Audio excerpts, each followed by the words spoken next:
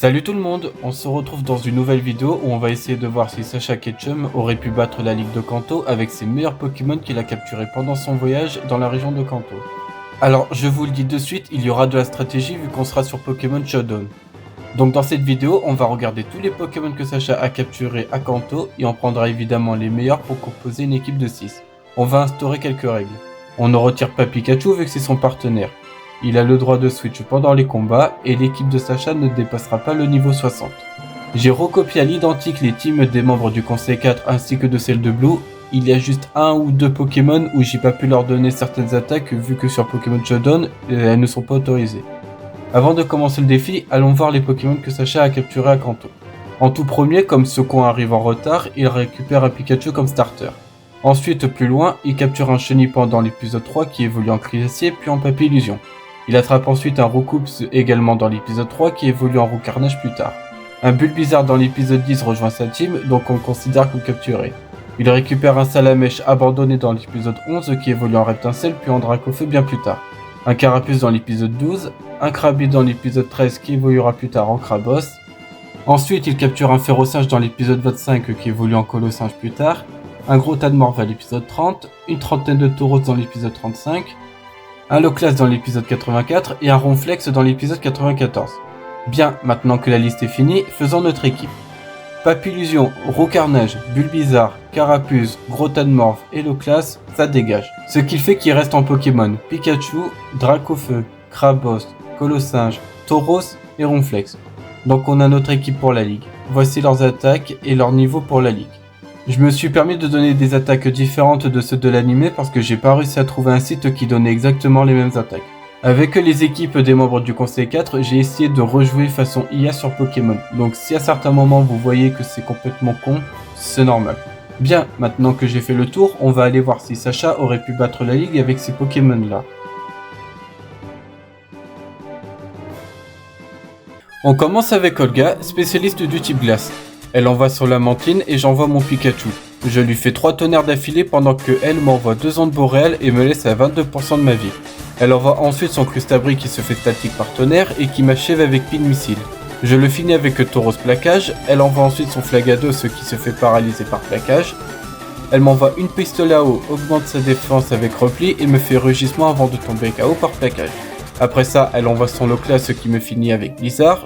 J'envoie mon Colossinge et le finis avec 2 éboulements. Et pour finir, elle envoie son Lipotou qui me coup critique sur point glace avant de tomber KO après 2 éboulements. Je bats donc Olga et passe au deuxième membre du Conseil 4, Aldo, spécialiste du type combat. Le combat commence avec Onix et j'envoie mon Crabos. Je le one-shot avec Surf, il envoie son Taignon qui me fait point éclair. Si ça fait pas beaucoup de dégâts, c'est parce que les points élémentaires en 1G sont spéciaux et que Taignon a une attaque spéciale ridicule. Je bats son Taignon, il envoie son Kikli qui fait puissance pour augmenter le taux de coup critique avant de me finir avec pied sauté. J'envoie mon Dracofeu, il rate son ultime Awashi et je le finis avec Lance-Flamme.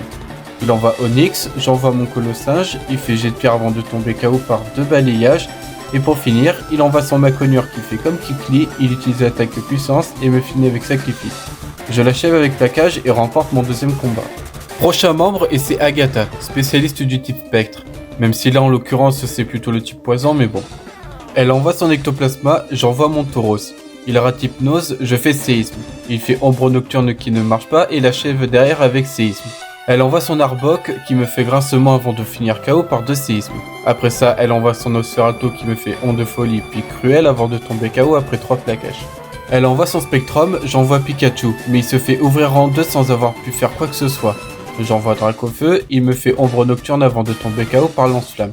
Et pour finir, elle envoie son Ectoplasma. Sauf que je me suis trompé, au lieu de lui donner Toxique, je lui ai donné Hypnose vu qu'il avait des Vorèves, mais j'ai pas fait attention.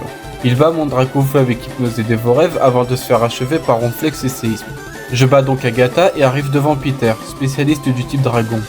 Il commence le combat par son Léviator, j'envoie Pikachu. Je fais Tonnerre et il me coup critique sur Hydrocanon. J'envoie Tauros, je le bats en 2 plaquages pendant que lui me fait Dracorage. Il envoie son Ptera qui me rend confus, je fais Blizzard qui gèle. Alors en première génération, quand un Pokémon est gelé, c'est comme s'il était mort. Tu ne peux pas sortir du freeze sans utiliser d'attaque feu ou un objet de statut. Ce qui fait que son Ptera tombe KO. Il envoie ensuite son Draco qui rate une ultra laser avant de tomber KO par Blizzard et plaquage. Il envoie son autre Draco, je fais plaquage qui le paralyse et il m'achève avec ultra laser. Je finis son Draco avec Ronflex et il envoie son Dracolos. Je spamme plaquage pendant que lui fait des souplesses, augmente sa défense avec bouclier alors qu'il n'est pas censé avoir cette attaque. Il finit par être paralysé par plaquage avant de tomber KO contre Ronflex. Je bats donc le conseil 4 et arrive devant le maître de la ligue, Blue. Le combat commence et il envoie son Rocarnage qui fait mimique et qui rate. Je le bats en 2 tonnerres avant de me prendre une piquée.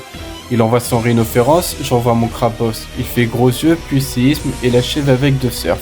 Il envoie son Noix de Coco, j'envoie mon Dracofeu. Il me fait pilonnage avant de m'endormir. Je le bats en 2 lance-flammes et il envoie son Tortank. J'envoie Krabos en sacrifice mais il rate Hydrocanon. Cette fois il rate pas et il bat mon Krabos ainsi que mon Pikachu.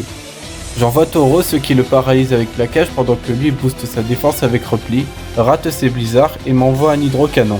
Il bat mon Tauros et je l'achève derrière avec mon Dracofeu Frappe Atlas. Il envoie son Alakazam, j'envoie mon Ronflex.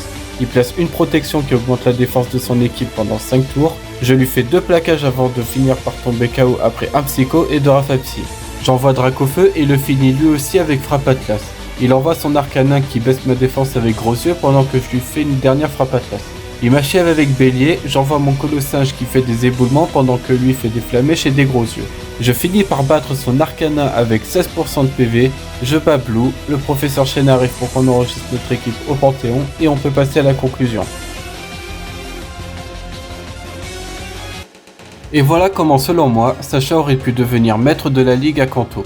J'espère que cette vidéo vous aura plu, j'ai essayé de tester un nouveau concept, si ça vous a plu faites-le moi savoir en commentaire, et moi je vous dis à la prochaine. Salut tout le monde!